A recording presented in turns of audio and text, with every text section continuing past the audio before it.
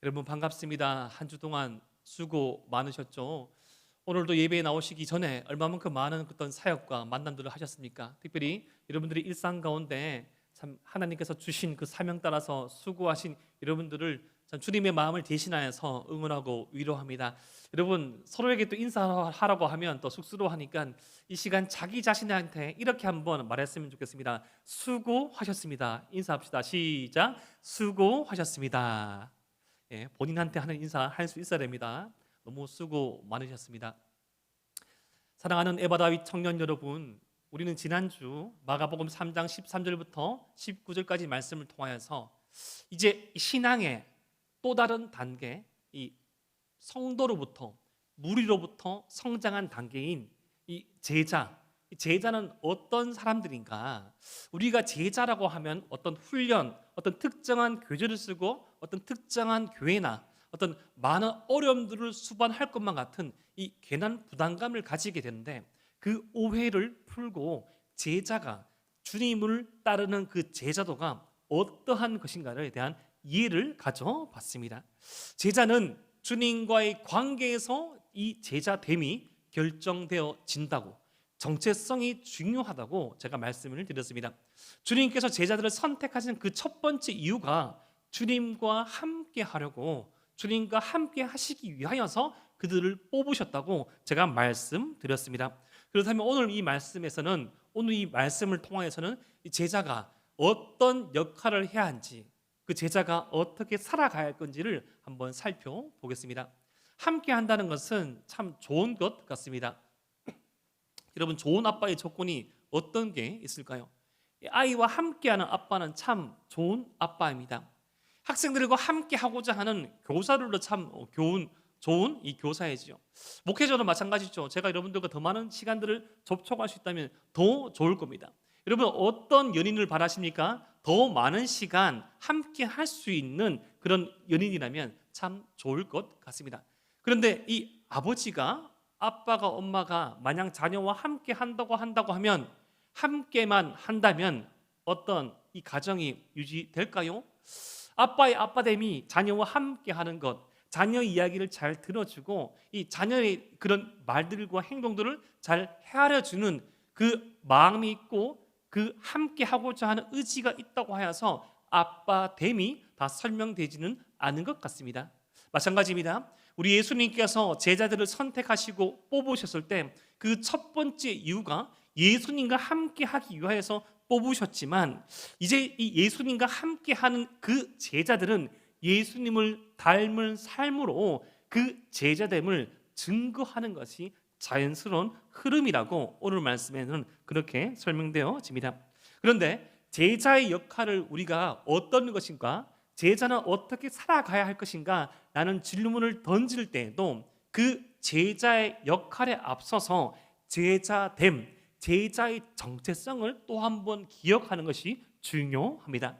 오늘 우리가 함께 읽은 이 말씀, 동일한 사건을 다른 복음서에서 다뤄진 말씀을 병행 본문이라 하는데, 오늘 이 사건의 병행 본문인 누가복음 6장 12절과 13절에서는 예수님께서 어떻게 제자를 선택하셨고, 선택받은 제자들에게 어떠한 임무를 맡기기 전에 그들을 어떻게 부르셨는지가 나와 있습니다. 우리 누가복음 6장 12절과 13절 말씀을 함께 읽어 봅시다. 시작.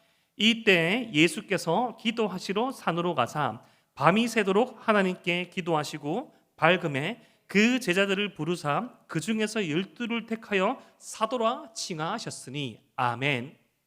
예수님께서 마가복음에 나와 있지 않지만 동일한 사건을 기록한 누가복음의 말씀을 읽어보니까 제자들을 선택하기 앞서서 뭐 하셨다고 나와 있습니까? 밤새 뭐 하셨다? 밤새 넷플릭스를 시청하셨습니까? 아니면 야식? 아니면 조깅?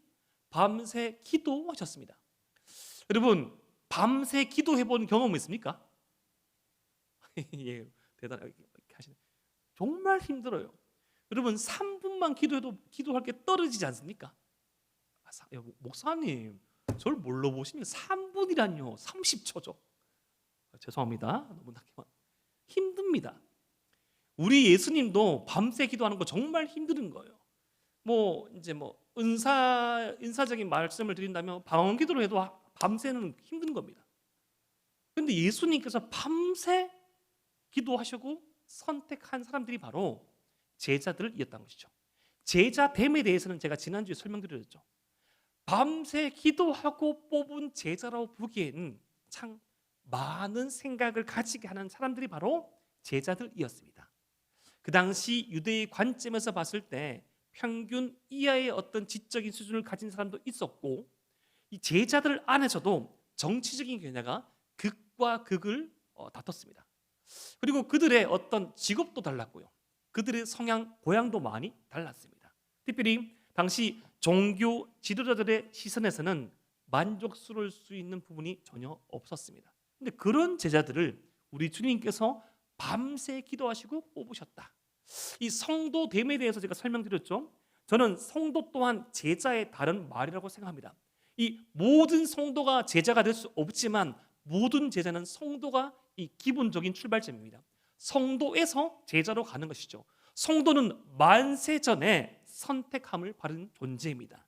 그냥 주님께서, 하나님께서 즉흥적으로 내가 너 구원해야지, 내가 너 구원해야지, 내가 너 구원해야지 찍은 존재가 아니고 만세 전에, 창세 전에 우리를 향한 구원의 계획을, 마스터 플랜을 마련해 놓으시고 선택한 존재가 바로 저와 여러분이라는 것이죠. 그런데 예수님께서 밤새 기도하시고 뽑은 그 제자들에게 새로운 이름을 부여했다고 누가복음 말씀에 나와 있는데 뭐라고 부릅니까? 13절 말씀 보니까 열두를 택하여 뭐라 칭하셨으니, 뭐라 칭하셨으니, 두 자입니다. 말씀해 보십시오. 뭐라 칭했습니까? 오늘 이거 꼭 드리겠습니다. 열두를 택하여 뭐라 칭하셨으니, 좀 더 크게 오늘 끝까지 드리겠어요. 뭐라 칭했습니까? 오랜만에 하민아 뭐라 칭했지? 사도라고 마음에 말하고 있네요. 형아 비웃으면 안 돼. 하민아 여기까지 오기까지 얼마나 많이 힘들었겠니? 사도라 칭하였습니다.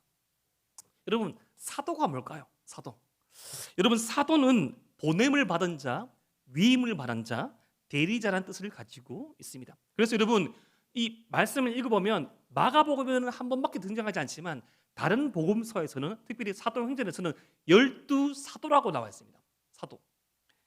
예수님의 보냄을 받은 자, 예수님의 위임을 받은 자, 예수님의 대리자입니다. 그런데 그렇게 칭하셨어요. 여러분 성경을 좀 아는 친구들은 이 타이밍에서 좀 뭔가 떠오릅니다. 이름을 짓다, 이름을 짓는다는 것의 그 행위적인 의미는 그 사람이 주인됨을 나타내는 것입니다. 하나님의 처음의 대리자였던 아담이 모든 동물의 이름을 지었어요. 어떻게? 하나님의 대리자였기 때문이죠. 평생 야곱, 속임수라는 이름의 뜻을 가지고 있던 야곱이 그 야복 강가에서 하나님과 씨름을 하고 하나님께서 그에게 이스라엘이라는, 하나님을 이긴 자라는 새로운 이름을 부여하셨죠. 이름을 지어주는 것은 그의 소유됨을 말하는 것입니다.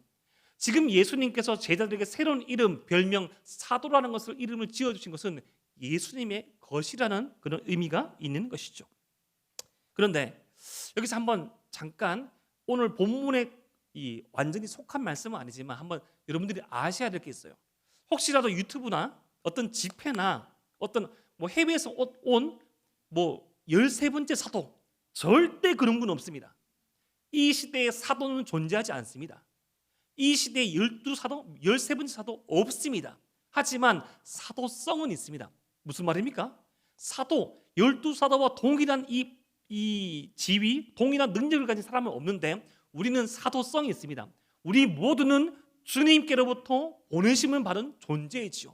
세상 가운데 빛과 소금의 역할을 감당할 예수님의 그 제자로서 보냄을 받은 존재가 바로 저와 여러분이란 겁니다.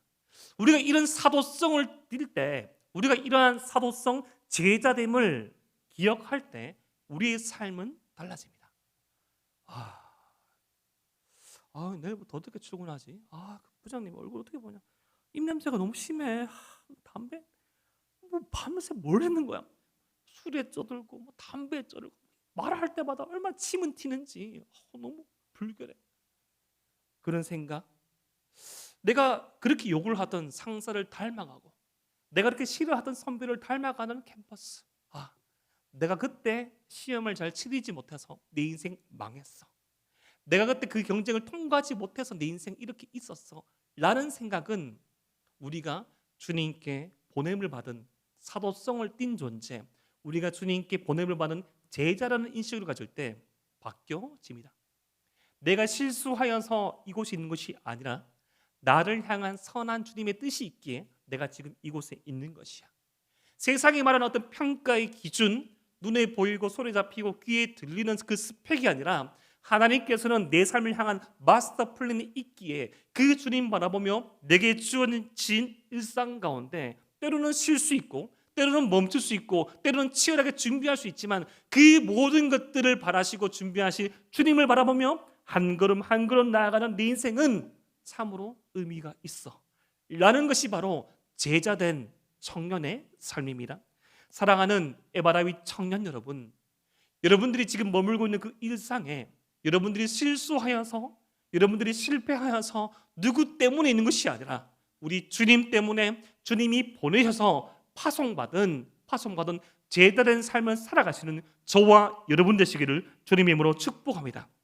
그런데 그렇게 이 제자로 보낸 사도로 보낸 이 제자들에게 무엇을 위임하셨습니까? 우리 마가복음 3장 14절 말씀을 큰 소리로 함께 한번 읽어봅시다. 시작. 이에 12를 세우셨으니 이는 자기와 함께 있게 하시고 또 보내사 첫 번째 뭐 하며? 오늘은 좀 들어야겠어요. 뭘 하며? 뭘 하기 위해 보냈습니까? 감사합니다. 이렇게 해야겠군요. 전도. 와, 목사님 또 눈치챘습니다. 이번 주 주보를 보니까 5월 22일 날 전도 잔치. 촌스러워. 잔치가 뭐야? 어른들 전도 잔치 한다 해가지고 우리도 전도 시키려고 하시는 말씀이죠 라고 생각하는 분은 아무도 없죠? 여러분, 전도라 말 들으면 어떤 생각 듭니까? 뭘 말하지? 내가 뭘 말해? 우리가 생각하는 전도는 교회를 향한, 신앙을 향한 어떤 생각, 느낌, 논리적으로 뭔가 싸워서 이겨야 될 것만 같은 부담감을 느낍니다. 그런데 지금 복음서에서 말하고 있는 전도, 우리 이 주님께서 말하시는 전도는 그것과는 좀 다릅니다. 여기서 말하는 전도는 선포의 의미를 가지고 있습니다. 따라해볼까요? 전도란 선포이다. 무엇에 관한 전보입니까? 예수님에 관해서 보고 들은 바에 대한 선포입니다. 내가 예수님과 함께 살아오니 예수님을 경험해보니 이런 분이라고 선포하는 것이죠. 대표적인 이 선포를 하는 예수님의 제자 2명을 소개했습니다. 첫 번째가 바로 안드레입니다. 요한복음 1장 41절 말씀, 그가 먼저 자기 형제 시몬을 찾아 말하되 우리가 메시아를 만났다 하고, 메시아는 번역하면 그리스도라. 제자들을 부른 이 사건을 달리 기록한 요한복음에서는 안드레가 제일 처음 이 제자들 그룹 가운데 예수님을 만났습니다. 예수님 만나서 가서 그냥 뭐 했습니까? 아메리카노 한번 마셨겠습니까? 브런치 먹었겠어요? 예수님을 통하여서 이 복음을 드렸겠죠. 그동안 그간 이 구약부터 신약까지 중간기를 거쳐오면서 제가 지난 주일날 말씀드렸던 그 시대의 이스라엘의 상황, 어떻게 하나님의 백성 이스라엘이 구원받지 못한 저 이방 민족으로부터 핍박받고 억압받고 살아갈 수 있는가? 왜 하나님께서는 지난 400년 동안 우리에게 말씀하지 않는가? 어떻게 그 아브라함과 이삭과 야곱의 후손이 우리가 망할 수 있는가? 이러한 고민들은 우리 고민 또한 아닙니까? 내가 주님의 자녀인데, 내가 주님의 사랑을 입은 존재인데 도대체 교회 밖에서의 내 모습은 무엇인가?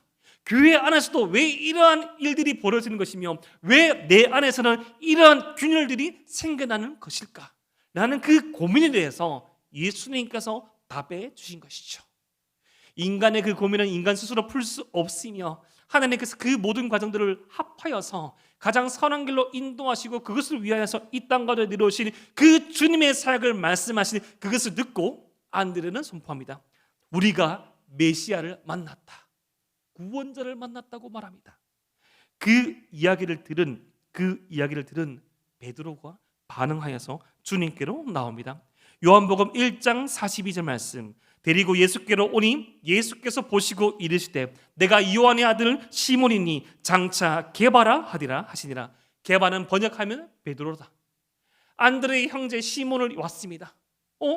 그를 처음 만나는데 예수님께서 그를 바라보시고 하시는 말씀이 너를 장차 게발하리라, 반석이라 하리라, 반석이라 하리라. 내 위에 주님의 몸된 교회를 세우리라.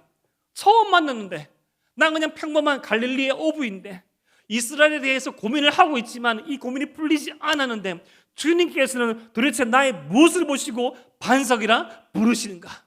사랑하는 에바라비 청년 여러분, 세상의 평가가 중요합니다. 우리를 향하는 객관적인 지표가 중요할 수 있어요. 하지만 저와 여러분들을 향한 그 주님의 평가, 그 주님의 시선, 그 주님의 선택을 더욱더 믿으십시오. 우리 주님의 선택은 후회하심이 없으시고 우리 주님의 선택은 변함이 없으십니다. 우리를 그 자녀 삼으시고 우리를 향한 그 사랑을 끝까지 포기하지 않으시는 그 사랑을 받은 자가 저와 여러분인 것을 믿으시기를 바랍니다. 근데 한마디였어요. 우리가 메시아를 만났다. 이 짧은 문장에 확신이 있었어요. 즐거움이 있었어요. 사랑이 있었어요. 막 설명한 게 아니었어요. 그래, 평소와는 다른 뭔가 다른 이 아우라, 평소와는 다른 그 지쳐있는 모습이 아니라 여전히 상황은 바뀌지 않고 여전히 형편은 풀리지 않았지만 그 확신하고 복에 교호하며 웃는 저 미소, 저 말이라면 내가 한번 따라 가봐야겠다. 교회 한번 가볼래? 교회 한번 가볼래? 그런 표정의 교회는 가기 싫다. 예수님 믿어볼래? 너의 삶을 보고서 너의 말을 듣고서 예수님 믿기 싫다. 그거 말고요. 우리 실수할 수 있습니다. 우리 완벽하지 않아요. 하지만 성령께서 감동함을 주시고 성령의 그 부르심에 따라가시고 이 땅끝까지 이르러 내 증인이 되리라 말씀하신 그 주님의 말씀을 순종하여서 그래, 한번 주님의 말씀 전화해 보야겠다. 한번 복음 전해 보야겠다. 내 인생의 해답 또한 주님의 되심을 알고 있지만 때로 나는 실수하고 멈춰져 있지만 그 주님 한번 소개하고 싶다. 교회 한번 가볼래? 예수님 한번 믿어볼래? 세상이 말하는 그 말과는 답과는 다른 답을 제시하는 그 우리의 선포에 세상이 반응할 것입니다. 두 번째 대표적인 선포는 빌립의 선포가 있습니다. 요한복음 1장 46절 말씀. 나다나엘이 이르되 나사렛에서 무슨 선한 것이 날 수 있겠느냐? 빌립이 이르되 와서 보라 하니라. 마가복음에서는 바돌로메로 표기된 이 나다나엘을 예수님께 오게 된 과정을 설명합니다. 자신의 친구 빌립이 예수님을 만났다 말합니다. 메시아를 만났다고 말합니다. 그 말 할 때 나다나엘이 하는 말이 나사렛에서 무슨 선한 것이 나올 수 있겠냐고 말합니다. 당시 나사렛은 또 다른 이 비속어로서 사생아라는 말이 있었습니다. 왠고하면 나사렛은 로마군의 오랜 주둔지로서 너무 극심한 스트레스, 이스라엘 유대 땅에서 많은 이 반역이 일어나자 그 테러를 진압하고 그 반란군들을 진압한다고 너무 로마군들이 스트레스를 많이 받아가지고 밤만 되면 나사렛의 마을에 침범하여서 그 죄 없는 여인들을 겁탈하고 그들을 폭행한 그 결과물로 말미암아 많은 아버지 없는 아이가 태어났어요. 그래서 그 시대적인 아픔을 담은 그 이야기가 바로 나사렛에 있었습니다. 출신이 어디입니까? 고향이 어디예요? 나사렛? 아버지가 누구신지 그런 질문을 했던 그 슬픔이 여기 있는 거예요. 그런 이 이스라엘의 보통의 상식을 가지고 나다나엘이 말한 겁니다. 어떻게 메시아가 나사렛에서 날 수 있는가? 대학교 나왔어요? 어디서 일하고 있습니까? 연봉은요? 차는요? 집은요? 세상이 말하는 그 답에서 그 어떤 것도 예수님은 말할 수 없었습니다. 그런데 그 확신에 찬 말, 와서 보라. 이상하다. 나사렛 출신의 사람을 저렇게 확신 있게 말할 수 없는데 와서 봐. 보면 안다니까. 한번 가보자. 아니야, 달라. 네가 생각할 거랑 달라. 다른 이야기를 해. 다른 차원의 그 삶을 만날 수 있어. 빌립의 그 한마디에 나다나엘은 주님께로 나왔습니다. 오늘 제가 다 말씀드리지 않지만 예수님을 만난 나다나엘은 그의 평생의 고민을 꿰뚫어 보시는 그 예수님의 말 한마디에 제자가 됩니다. 사랑하는 에바라비 청년 여러분, 우리의 삶의 한마디, 우리의 삶이 예수님을 드러내는 선포되기를 주님의 이름으로 축복합니다. 또한 이 전도는 이 선포적인 의미도 있지만 변증적인 요소도 있어요. 우리가 흔히 생각하는 전도, 누군가 물었을 때 답을 하는 전도의 요소도 있습니다. 그것에 대해서 베드로 사도는 베드로전서 3장 15절 말씀에 이렇게 말했습니다. 우리 함께 베드로전서 3장 15절 말씀을 읽겠습니다. 시작. 너희 마음에 그리스도를 주로 삼아 거룩하게 하고 너희 속에 있는 소망에 관한 이유를 묻는 자에게는 대답할 것을 항상 준비하되 온유와 두려움으로 하고. 아멘. 여러분, 나중에 한번 베드로전서 말씀을 읽어보십시오. 베드로전서 말씀의 가장 큰 이슈 중에 하나는 이 예수님 믿는 사람들의 많은 이 어떤 퍼센테이지 가운데 노예가 많았습니다. 여러분, 당시 로마 제국에는 인구의 약 60에서 70%가 노예였어요. 여러분, 노예가 뭡니까? 주인이 시키는 대로 사는 사람입니다. 자유가 없는 사람입니다. 일부의 자유는 있지만 자유가 없어요. 시키는 대로 살아야 됩니다. 그런데 예수님을 믿었는데 여러분, 자연스레 어떤 이 사회의 부당함을 바라봤겠죠. 과연 이 체제가 맞는가? 과연 이 제도가 맞는가라고 했을 때 놀랍게도 이 베드로 사도는 이렇게 말합니다. 권세에 순종하라고 말합니다. 라고 하면서 주어진 어떤 상황과 틀을 바꾸기 앞서서 먼저 우리 자신을 바꾸라고 합니다. 신앙이란 그가 속한 어떤 정치 제도, 체제를 바꾸는 것에 앞서서 우리 자신을 바꾸는 것이죠. 특별히 이 베드로 사도는 우리가 왕 같은 제사장이요, 택함 받은 족속이요, 주님의 귀한 보물이라고 말합니다. 그렇기 때문에 사회가 바뀌고 제도가 바뀌고 황제가 바뀌는 것이 중요한 것이 아니라 너희의 정체성을 바로잡는 것이 중요하다. 그때 사람들이 묻는다는 것이죠. 참 신기합니다. 어떻게 노예가 이렇게 즐겁죠? 우리로 치면 예를 들어서 절대 오해하지 마십시오. 그렇게 여러분의 삶이 대단한 건 말씀 아닙니다. 3년 동안 계속 아무 일도 안 했어요. 막 시험은 준비하고 하긴 하는데 막 아르바이트만 열심히 하고 정규직이 안 됐어요. 어떻게 계속 웃을 수 있는 아르바이트생입니까? 어떻게 4년 동안 시험 준비하는데 계속 떨어지는데 어떻게 웃을 수 있어요? 그 가능합니까? 정신이 나간 게 아니에요.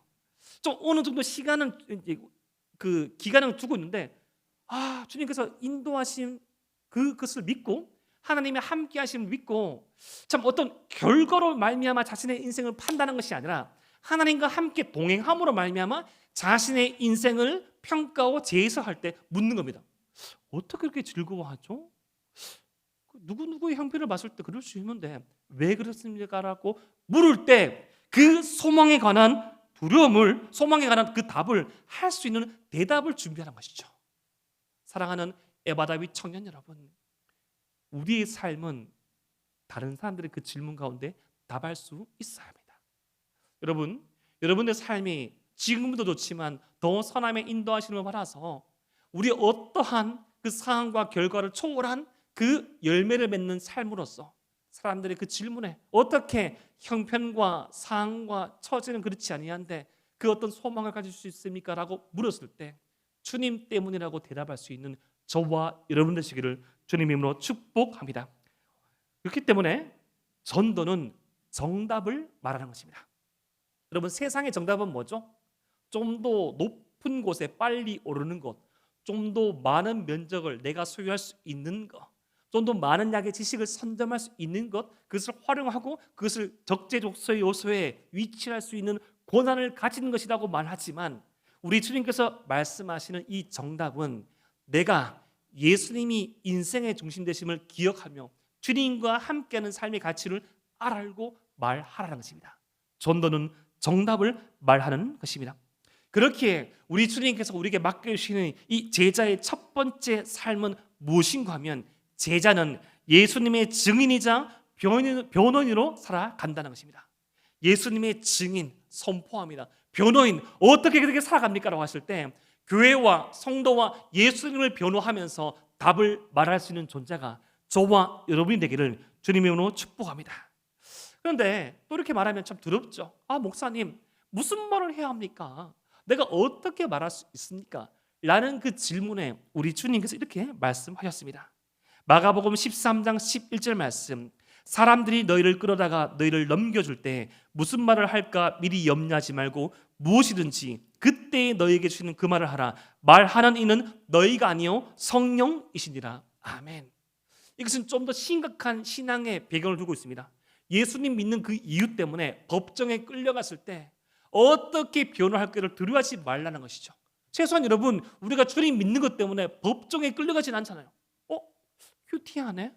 바로 고소당해가지고 끌려가가지고 왜 큐티했습니까? 하면서 사부에 왜 참석했어요? 법정에 끌려가지는 않잖아요. 하지만 우리의 삶의 일상의 순간순간에 남자친구가 묻습니다. 야, 왜 꼭 교회 가야 되니? 누가 묻습니다. 왜 그렇게 해야 하니? 왜 주님을 섬겨야 하냐고 했을 때 무슨 말을 할까 고민하기 앞서서 우리와 함께 동행하시고 정답을 주시는 성령 하나님께 의지하여서 말을 할 수 있다고 말씀합니다. 성령 하나님께 의지하여서 말하기 위하여서 우리 주님과 함께 동행하는 삶을 살아야겠죠.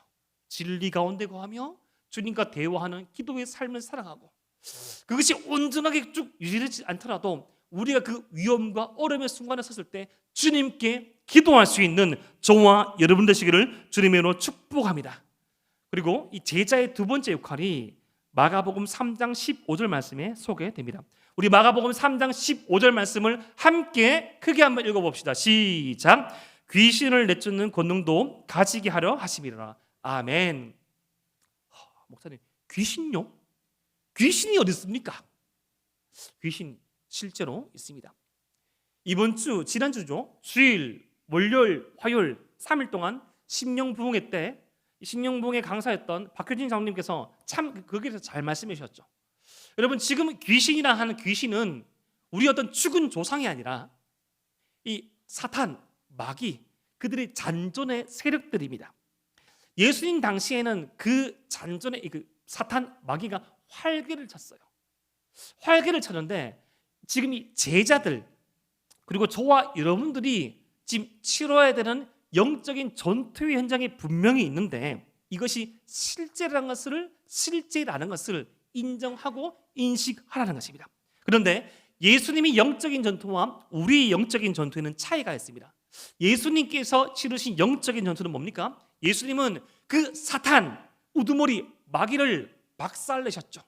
십자가 위에 죽으시고 3일 만에 부활 승천하심으로 말미암아 그 어둠의 권세, 그 머리를 자르셨습니다. 결정적인 승리를 일궈내셨죠. 그 결정적인 승리에 대한 그 예언의 말씀이 처음 말씀이 창세기 3장 15절부터 예언되어 있죠. 내가 너로 여자와 원수가 되게 하고 내 후손도 여자의 후손과 원수가 되게 하리니 여자의 후손은 내 머리를 상하게 할 것이요 너는 그의 발꿈치를 상하게 할 것이니라 하고, 여자의 후손 예수님은 그 사단의 머리를 잘라버리죠. 그 잘라버리는 그 순간에 고작 하는 것은 예수님을 십자가에 매다는 발꿈치를 상하게 하는 그 해만 가지만 예수님은 그것을 극복하시고 결정적인 승리, 사단과 마귀의 그 머리를 박살내셨다는 것이죠. 여러분, 혹시 도마뱀, 머리 잘린 도마뱀 맞습니까? 저는 군대에서 머리 잘린 뱀을 한 3번 봤습니다.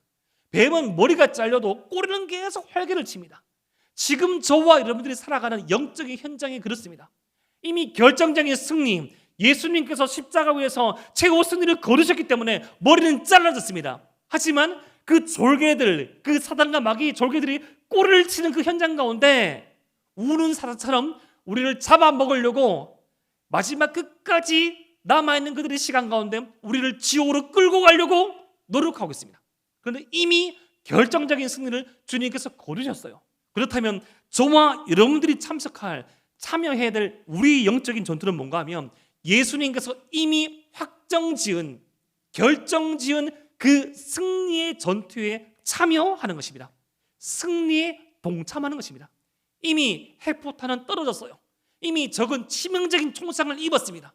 괴멸하고 있어요. 이제 우리는 참석하면 됩니다. 참여하면 됩니다. 그런데 돌격 앞으로 하는데, 자, 에바라와 다윈 여러분, 우리 나갑시다 하는데 뒤를 보니까 저 혼자 나가고 있고, 우리 임원들, 자 이번에 자 오후에 이제 우리 청년부 헌신 예배입니다. 이번 오늘 마치고 예루살렘에 모이세요 했는데 12세만 모이고 막 지막 하고 난세자 막 이렇게 하는데 막 하라고 하는데 입 안 떼고 립싱크하고 있고 그 모든 현장이 동참을 요구하고 있습니다. 생각만 하고 있어서 될 일은 아무것도 없습니다. 하품을 너무 크게 하니까 제가 할 말이 없네. 죄송합니다. 더 재밌게 설교를 했는데 죄송합니다. 제게 능력을 달라고 기도해 주십시오. 여러분 동참하셔야 됩니다. 동참하셔야 돼요.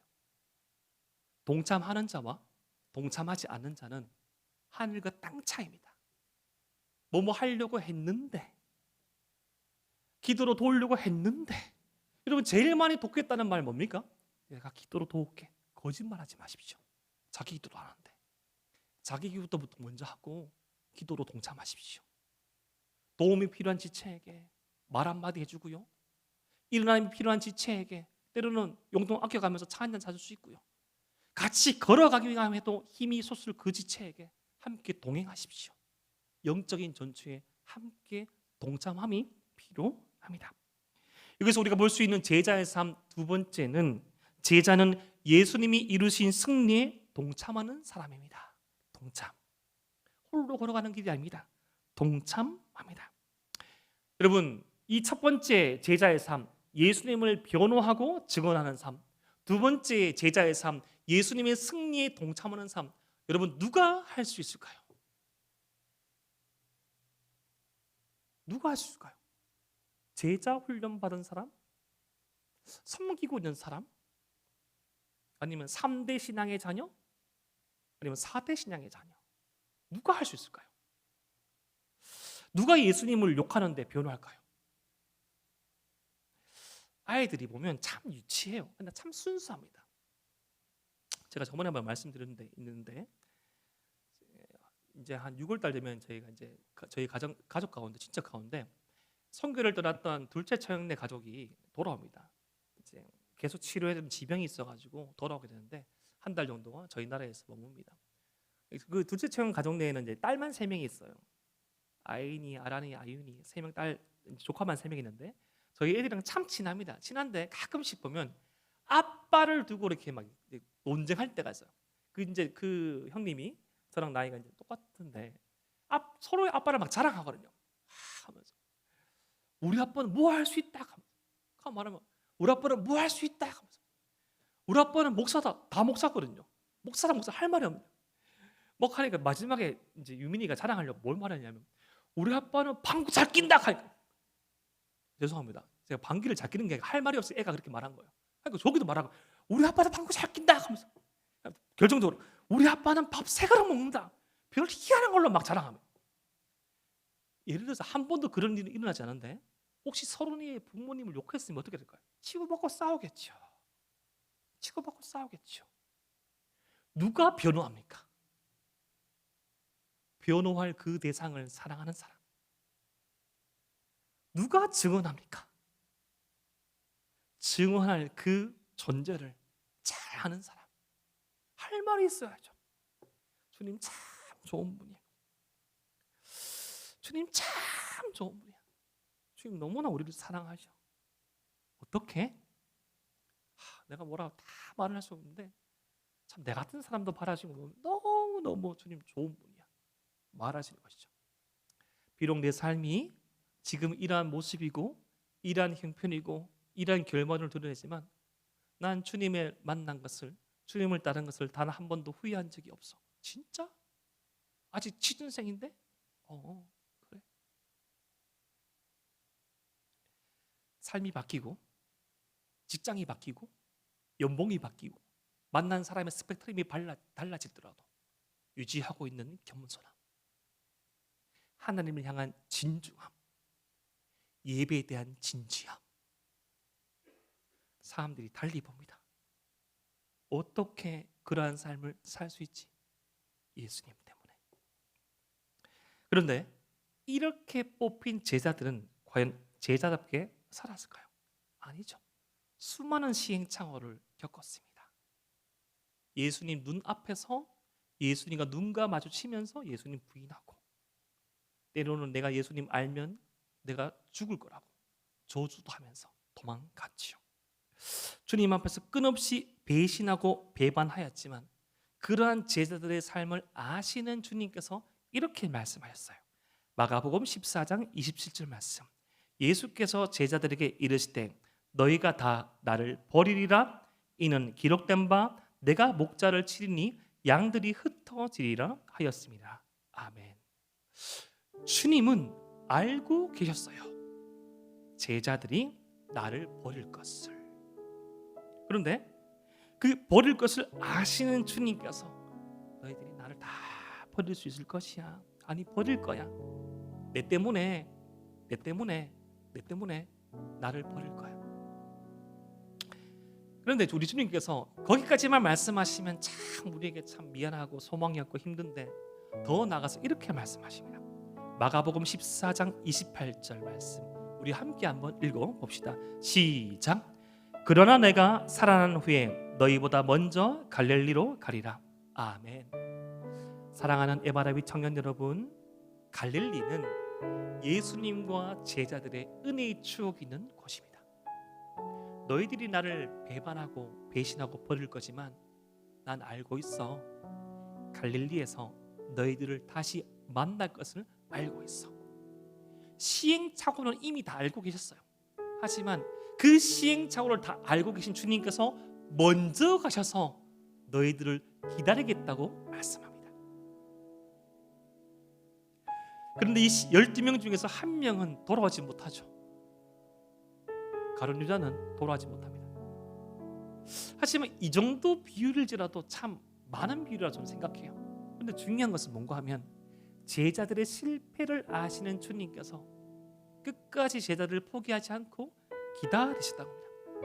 사랑하는 에바다비 청년 여러분, 만약에 저와 여러분들이 이 성도에서 더 성숙하여서 제자된 삶을 살아간다면 제자들 중에서도 베드로와 야고보와 요한같이 어제 제가 예배 컨퍼런스에서 여러분 모든 공동체는 조직이 있습니다. 리더십이 있어요. 리더십에는 질서가 있습니다. 질서를 따라서 더 한 발짝 주님을 향해 나아가는 그 삶이 될지라도 우리를 그렇게 만들 수 있는, 우리를 그렇게 성숙하게 만드는 어떠한 능력이나 조건이 절대 우리 안에 없음을 꼭 기억하셔야 합니다. 제자들의 완성은, 성도됨의 완성은 저와 여러분들이 예수님을 더 알고 따라서가 아니라 주님께서 우리를 다시금 부르시고 품으시고 받아주신 것이 제자도의 완성입니다. 성도됨의 완성입니다. 왜냐하면 저와 여러분들은 끊임없이 주님을 배신하고 배반하고 모른 채하고 지겨워하고 익숙해하고 떠나가고 요구하는 존재이기 때문이죠.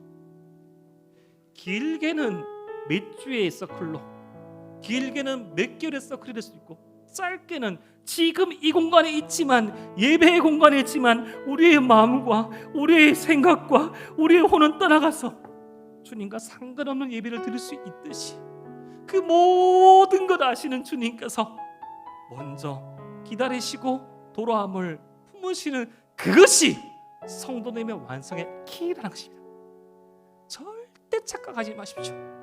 내가 좀 더 좋은 사람 되고, 내가 좀 좋은 선배 되고, 내가 좀 더 좋은 어떤 신앙의 영향을 끼친다고 하여서 그 원인이 우리 안에 있는 것이 아닙니다. 참고 기다려주고 품어주시는 그 주님 안에 있는 겁니다. 그렇게 오합지졸 같은 제자들도 그 수많은 시행착오를 겪고 조금씩 성숙해져 갔습니다. 비록 12명 중에 한 명 가룟 유다는 스스로 삶을 포기하였지만 그 마띠아를 합친 12명의 사도들은 주님을 온전히 따랐습니다. 베드로는 네로 황제가 로마를 태우던 그 시기에 당시 체포되어서 전승에 따르면 십자가형을 받아야 되는데 내가 어떻게 우리 주님처럼 똑바로 십자가에 박힙니까? 거꾸로 매달려 주십시오라고 거꾸로 매달려 순교하였습니다. 안드레는 그리스에서 선교하다가 붙잡혀서 몽둥이에 맞은 후 X자형의 십자가에 매달려 순교당했습니다. 야고보는 헤롯 아길바에 체포되어서 참수형을 당했습니다. 톱에 썰린 바가 되었습니다. 빌립은 터키에서 선교하다 붙잡혀가지고 나무 십자가에 달려 순교했습니다. 세리 마테는 에티오피아에서 비늘창에 찔려 순교했고요. 다데오는 페르시아에서 불타 죽었습니다. 마띠아, 가룟유다를 대신해서 뽑힌 이 마띠아는 터키에서 돌을 맞고 참수형을 당해서 순교당했습니다. 도마는 예수님이 그 상처를 내가 만져보지 않고는 믿지 못하겠다 했던 그 도마는 저 멀리 인도에 가서 창에 찔려 순교함을 당했고요.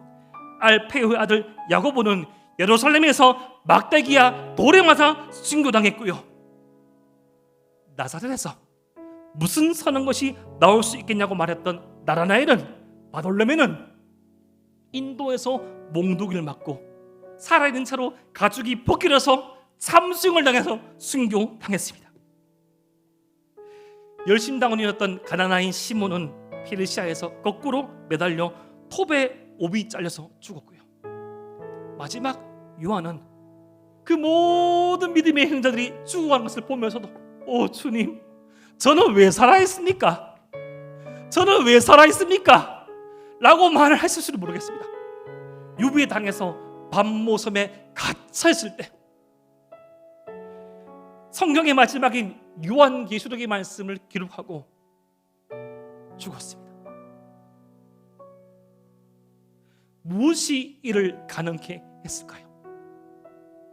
주님 면전에서 주님 부인하고 십자가형을 앞두고 그 주님 앞에 십자가를 오해하여서 더 높은 자리에 오르게 해달라고 부모님까지 동원하면서 뇌물을 줬던 그가 어떻게 그들이 이렇게 변했을까요?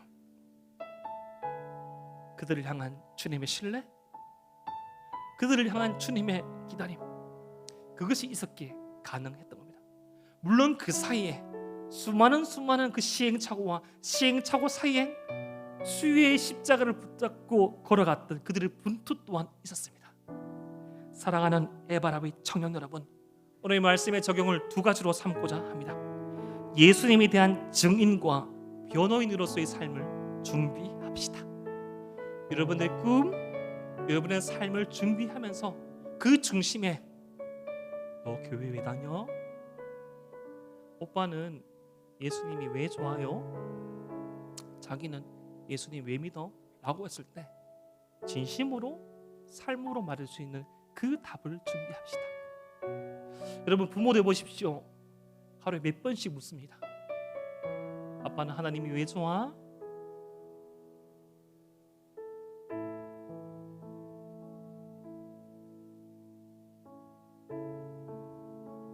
두 번째, 예수님이 이르신 승리에 동참합시다.